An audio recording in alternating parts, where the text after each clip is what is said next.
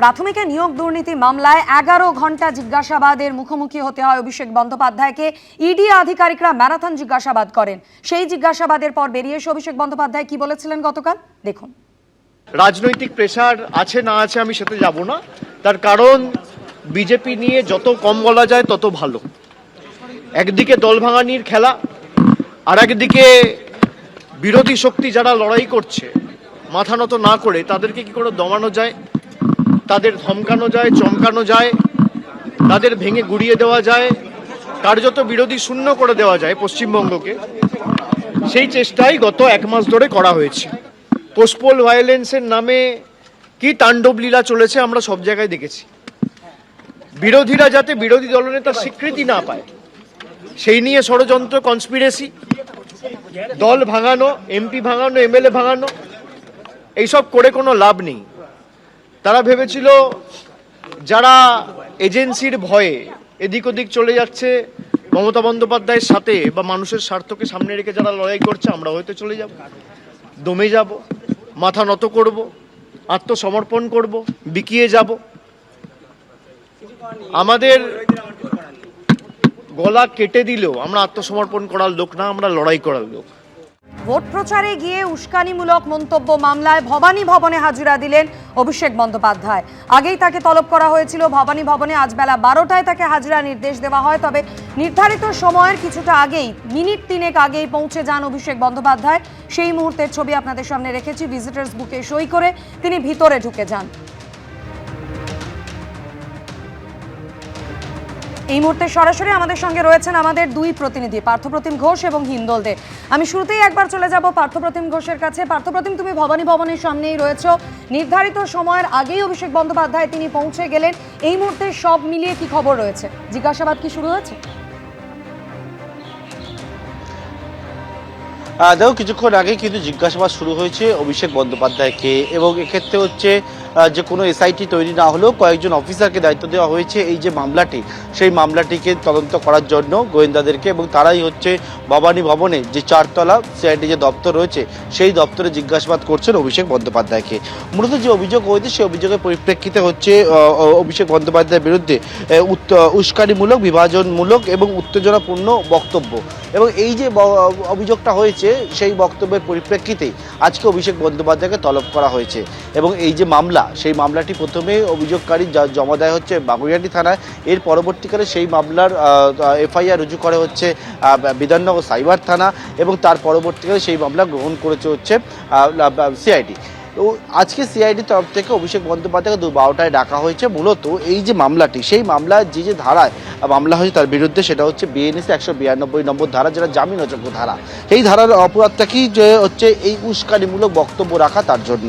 পাশাপাশি হচ্ছে বিএনএসি 196 নম্বর ধারা, এটাও হচ্ছে সাধারণত জামিন অযোগ্য ধারা, এবং যেটা হচ্ছে বিভিন্ন গোষ্ঠীর মধ্যে, অর্থাৎ বিভিন্ন সম্প্রদায়ের মানুষের মধ্যে যে শত্রুতা, সেই শত্রুতা সৃষ্টি হওয়া। অন্যদিকে হচ্ছে বিএনএসের 351 সাবসেকশন 2, সাধারণত এটা হচ্ছে এই যে ধারায় মামলাটা হচ্ছে, এটা সাধারণত জামিনযোগ্য ধারা, এবং সেটা হচ্ছে গুরুতরভাবে কাউকে ভয় ভীতি প্রদর্শন করা। অন্যদিকে হচ্ছে 353 সাবসেকশন 1, যেটা হচ্ছে জনমানুষের মধ্যে বিশৃঙ্খলা সৃষ্টি করা বক্তব্যের মাধ্যম দিয়ে, সেটা হচ্ছে নন বেলেবল সেকশন। 4টি ধারার মধ্যে 3টি হচ্ছে নন বেলেবল সেকশন, সেটা হচ্ছে অভিষেক বন্দ্যোপাধ্যায়ের বিরুদ্ধে সেই ধারায় এফআইআর হয়েছে। অভিষেক বন্দ্যোপাধ্যায়ের যে মন্তব্য, সেটা হচ্ছে ডিজে বাজবে, এমনভাবে ডিজে বাজবে, এবং এই যে মন্তব্য, ডিজে মন্তব্য, তার পরিপ্রেক্ষিতে অভিযোগকারীর যেটা অভিযোগ, যে সেক্ষেত্রে মনে করছেন যারা বিরোধীরা রয়েছেন তাদের মধ্যে কিন্তু একটা ভয় ভীতি তৈরি হচ্ছে এই বক্তব্যে। অন্যদিকে হচ্ছে যে মন্তব্য ছিল যে একেবারে আরামবাগের স্টিয়ারিং হাতে থাকবে, এবং এই যে মন্তব্যগুলো রয়েছে, এই মন্তব্যগুলো কেন করেছেন অভিষেক বন্দ্যোপাধ্যায়, কোন কি উদ্দেশ্যে তিনি করেছেন অভিষেক বন্দ্যোপাধ্যায়? তিনি কি জানতেন যে এই রকম মন্তব্যের জন্য, যেটা হচ্ছে আইন বিরুদ্ধ এরকম মন্তব্য, এরকম মন্তব্যের জন্য হচ্ছে জনমানবের মধ্যে একটা ল অ্যান্ড অর্ডার, অর্থাৎ আইন শৃঙ্খলা সমস্যা হতে পারে? এই রকম বিষয়ে কিন্তু আমরা সিআইডি সূত্রে জানতে পারছি অভিষেক বন্দ্যোপাধ্যায়কে প্রশ্ন করা হবে, এবং সেই প্রশ্ন ইতিমধ্যে অভিষেক বন্দ্যোপাধ্যায়কে জিজ্ঞাসাবাদে সেটা শুরু হয়ে গেছে। ভবানী ভবনের 4 তলা অভিষেক বন্দ্যোপাধ্যায়কে জিজ্ঞাসাবাদ করা হচ্ছে। বৃহস্পতিবার দিন 5.5 ঘন্টা, রবিবার দিন 8 ঘন্টা অভিষেক বন্দ্যোপাধ্যায়কে জিজ্ঞাসাবাদ করা হয় সই জালিয়াতি মামলায়। গতকালকে দেখেছো যে ইডির তরফ থেকে অভিষেক বন্দ্যোপাধ্যায়কে জিজ্ঞাসাবাদ করা হয়েছিল, এবং আজকে অভিষেক বন্দ্যোপাধ্যায়কে তলব করা হয় জিজ্ঞাসাবাদ করার জন্য। জন্য, সেটা হচ্ছে এই যে উস্কানিমূলক মন্তব্য সেই তার পরিপ্রেক্ষিতে ইতিমধ্যেই আমরা দেখেছি 11:57 নাগাদ অভিষেক বন্দ্যোপাধ্যায় তিনি ভবানী ভবনে প্রবেশ করেন। তারপরে যে নির্দিষ্ট পদ্ধতি সেটা তো মানেন এবং তারপরে 11:59 অভিষেক বন্দ্যোপাধ্যায়কে নিয়ে সিআইডির গোয়েন্দারা তাদের যে দপ্তর রয়েছে 4 তলায় সেখানে উঠে যায়। একদমই পার্থপ্রতিম, তুমি আমাদের সঙ্গে থাকো। এবার আপনাদের শোনাই অভিষেক বন্দ্যোপাধ্যায় ভোট প্রচারে গিয়ে ঠিক কি মন্তব্য করেছিলেন, যার জেরে তার বিরুদ্ধে একাধিক ধারায় মামলা দায়ের হয় এবং আজ সিআইডির জিজ্ঞাসাবাদের মুখোমুখি হতে হচ্ছে অভিষেক বন্দ্যোপাধ্যায়কে। দেখুন, 4 তারিখ মমতা বন্দ্যোপাধ্যায় যতই উদার হোক, আরামবাগের স্টিয়ারিং আমার হাতে থাকবে।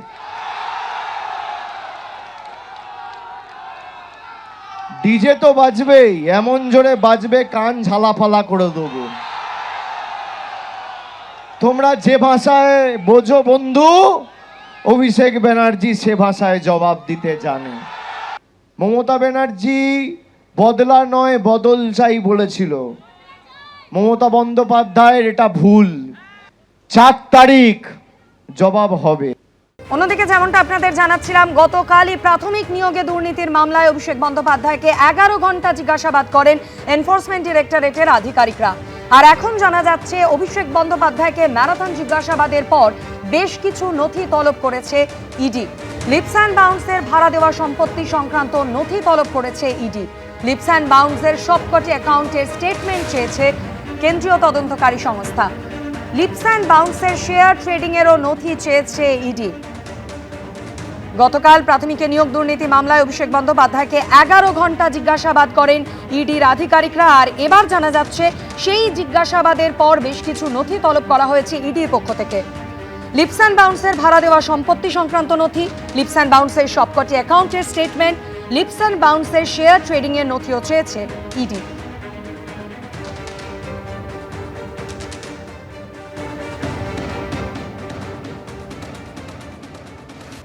কথা বলে নেব আরও একবার, আমাদের প্রতিনিধি পার্থপ্রতিম ঘোষ আমাদের সঙ্গে রয়েছেন। পার্থপ্রতিম, এখান থেকে জানতে চাইব, প্রথমে এই মামলার তদন্তভার বিধাননগর সাইবার সেল নিয়েছিল, তারপর সেই তদন্তভার গেল সিআইডির কাছে। পুরো ঘটনাক্রমটা যদি একবার আমাদের বলো। দেখো, এই যে ঘটনাক্রম সেটা হচ্ছে অভিযোগকারী প্রথমে অভিযোগ করেন হচ্ছে বাগুইআটি থানা এবং তার পরবর্তীকালে সেই বাগুইআটি থানার তরফ থেকে এই যে অভিযোগটা, সেই অভিযোগের পর তারা মনে করেন যে সাইবার পিএসের উপযুক্ত মামলা। বিধাননগর সাইবার পিএস তারা হচ্ছে এই মামলা তদন্তভার গ্রহণ করে 4টি ধারা মামলা হয়, যার মধ্যে 3টি ধারা হচ্ছে অভিষেক বন্দ্যোপাধ্যায়ের বিরুদ্ধে, সেটা হচ্ছে জামিন অযোগ্য ধারা। অভিষেক বন্দ্যোপাধ্যায় এর পরবর্তীকালে হাইকোর্টের দ্বারস্থ হয়েছে। হাইকোর্টের তরফ থেকে বলা হয় যে এই মামলায় অভিষেক বন্দ্যোপাধ্যায়কে সহযোগিতা করতে হবে। তার পরবর্তীকালে সেই মামলায় আমরা দেখলাম অভিষেক বন্দ্যোপাধ্যায় এই মামলা গ্রহণ করলো হচ্ছে সিআইডি জানো যে ইতিমধ্যে 2টি মামলাতে 2বার তলব করেছে। একটি মামলায় সেটা হচ্ছে সই জালিয়াতি মামলা। সিআইডি আজকে তলব করেছে হচ্ছে এই যে বিধানসভা ভোটের সময় উস্কানিমূলক মন্তব্য সেই মামলা। গতকালকেও দেখেছো ইডি অভিষেক বন্দ্যোপাধ্যায়কে তলব করেছিলেন হচ্ছে প্রাথমিক নিয়োগে দুর্নীতির সেই মামলাতে। অর্থাৎ তুমি যে কথা বলছিলে যে আইনি প্যাচ, এবং সেই আইনি প্যাচ কিন্তু ক্রমশ শক্ত হচ্ছে এবং পরপর আমরা দেখেছি বৃহস্পতি, রবি, সোমের পরে মঙ্গলবার পরপর 3 দিন ধরে অভিষেক বন্দ্যোপাধ্যায়কে হাজিরা দিতে হচ্ছে বিভিন্ন এজেন্সির কাছে।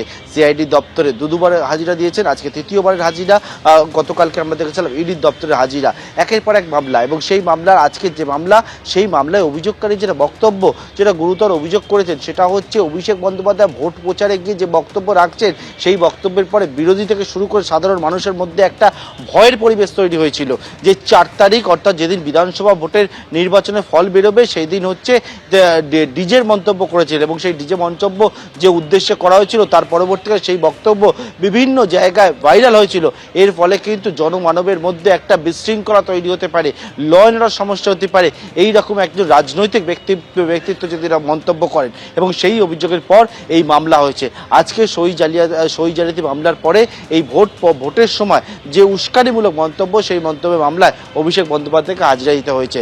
ইতিমধ্যে একাধিক বিষয় অভিষেক বন্দ্যোপাধ্যায়কে জিজ্ঞাসাবাদ করা ইতিমধ্যে শুরু হয়ে গেছে যে এই যে মন্তব্য, সেই মন্তব্য খুব সম্ভবত শুনিয়ে একবার অভিষেক বন্দ্যোপাধ্যায়কে জিজ্ঞাসাবাদ করা হবে। সিআইডির সূত্রে তেমনটা আমরা জানতে পারছি যে এই রকম মন্তব্য করার কারণ কি, এই রকম মন্তব্য করার উদ্দেশ্য কি, এই রকম মন্তব্য যে করা হবে সেটা কবে ঠিক হয়েছিল, কেন করা হলো, তিনি জানতেন না যে এই রকম মন্তব্যের জন্য তার বিরুদ্ধে যে আইন বিরুদ্ধ মন্তব্য, এইরকম অনেকগুলো বিষয় সিআইডি সূত্রে খবর তারা কিন্তু জানতে চাইবেন অভিষেক বন্দ্যোপাধ্যায়ের কাছ থেকে। ইতিমধ্যে অভিষেক বন্দ্যোপাধ্যায় সিআইডি দপ্তরে চারতলায় সিআইডি জিজ্ঞাসাবাদের মুখোমুখি হয়েছেন। অবশ্যই এই জিজ্ঞাসাবাদ কতক্ষণ চলে সেদিকে আমাদের নজর থাকবে। পার্থপ্রতিম, তুমি আমাদের সঙ্গে থাকো। হিন্দল, তোমার কাছে জানতে চাইবো, যে মামলায় যে মন্তব্যের প্রেক্ষিতে অভিষেক বন্দ্যোপাধ্যায় তিনি এই মুহূর্তে ভবানী ভবনে রয়েছেন, অভিযোগকারী ঠিক কি অভিযোগ ছিল?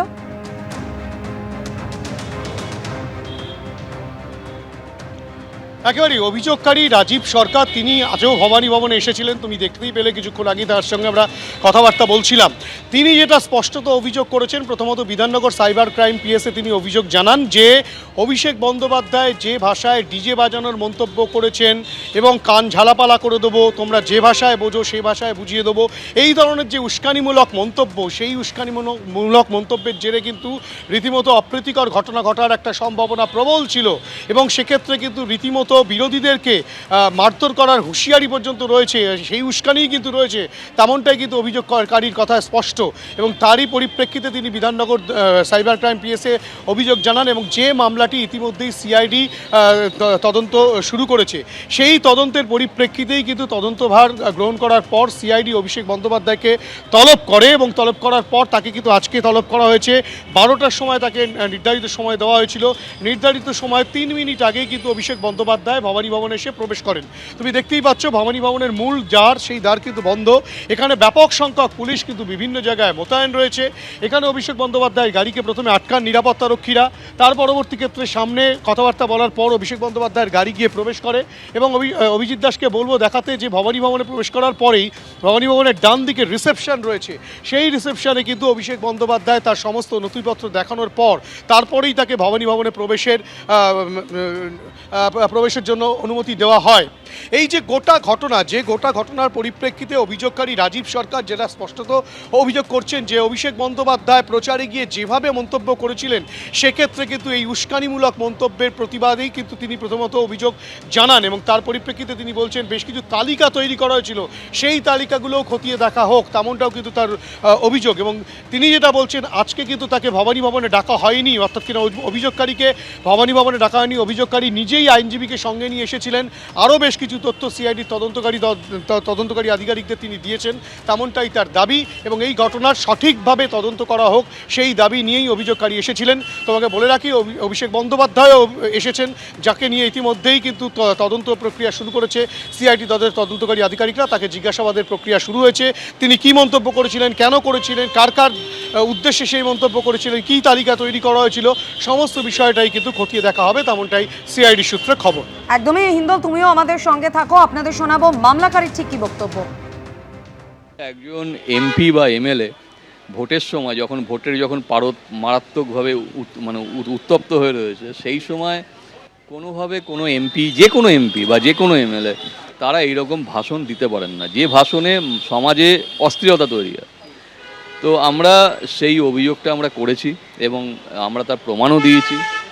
আজকে আমরা এসেছি ভবানী ভবনে, তার কারণ হচ্ছে 17/5 আমরা একটা নতুন এভিডেন্স দিয়ে আমাদের একটা অ্যাডিশন অফ সেকশন এবং একজনকে অ্যাকিউজডকে আমরা নতুন করে অ্যাড করার জন্য চিঠিটা দিয়েছিলাম বিধাননগর সাইবার ক্রাইমে।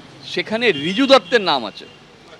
রিজু দত্ত একটি তার ভাষণে ক্লিয়ারলি বলে দিয়েছেন এবং আমরা সেই এভিডেন্স জমা করেছি। প্রচুর ঘরবাড়ি পোড়ানো হতো এবং প্রচুর মানুষ মারা যেত। আমরা সেই বিষয়টাই আজকে ভবানী ভবনে আমরা, যিনি আইও আমাদের, উনি আজকে এখানে আছেন এবং যিনি এডিজি সিআইডি, তাকে আমরা একটা পুনরায় আমরা একটা আবেদন জানাতে এসেছি যে যদি ওনারা এটাকে না দেখেন তাহলে আমরা আগামী দিনে কোর্টে যাব। প্রাথমিকে নিয়োগ দুর্নীতি মামলায় 11 ঘন্টা জিজ্ঞাসাবাদের মুখোমুখি হতে হয় অভিষেক বন্দ্যোপাধ্যায়কে। ইডি আধিকারিকরা ম্যারাথন জিজ্ঞাসাবাদ করেন। সেই জিজ্ঞাসাবাদের পর বেরিয়ে এসে অভিষেক বন্দ্যোপাধ্যায় কি বলেছিলেন গতকাল দেখুন।